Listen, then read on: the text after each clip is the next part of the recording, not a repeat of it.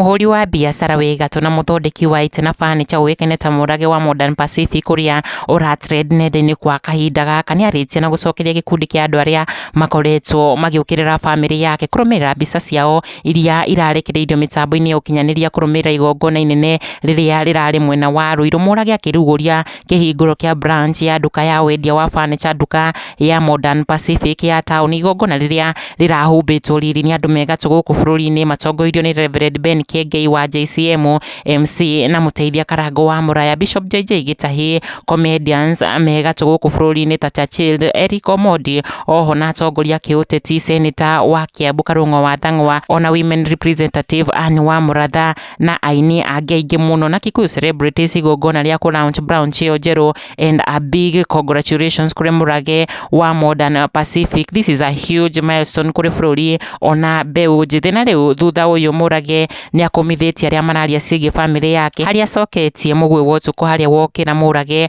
akĩonania ũcamba mũnene mũno na wendo mũingĩ wa kũgitĩra huho cia thũ nenda-inĩ iria cierekeire kũrĩ mũtumia wake, harĩ gĩkundi kĩmwe kĩa Kenya mathiĩte nenda-inĩ ciake na kũmũikĩria ciugo njũru biũ, mĩario mĩrũrũ na irumi. Mũrage ũrĩa wĩyumĩrĩtie gũkũmithia andũ arĩa makĩhana tara marakĩmonia ũrĩa kũiga mũtumia wake, akiuga kũgerera ndũmĩrĩri ĩno yake arekereirie atĩ Mwathani ngũtũra ngũcokagĩria ngatho nĩ ũndũ wa gĩtugĩ gĩkĩ waheire ũyũ anjĩtĩkĩrire itarĩ ona kĩ. Na hĩndĩ ĩyo andũ matianjĩraga ũru wake na matianjĩraga ũrĩa ngũmũiga. Mwathani ndagũthaitha ndũkareke njikare ũrĩa andũ marenda njikare thaa ici, ĩndĩ ũndeithie njikare kũringana na wendi waku. Rĩrĩa ndarĩ mũthĩni marĩkũ matianjĩraga ũrĩa tũgũikara, laughing emojis nyingĩ. Mũrage akiuga mimi nitawachekelea vile huwa nachekelea my poverty because God came. Mũrage agĩũka gũkũmithia andũ arĩa mararia maũndũ moru na kũruma mũtumia wake, harĩ onake mũteithia Karango wa Mũraya eyumĩrĩtie gũkũmithia gĩko kĩu,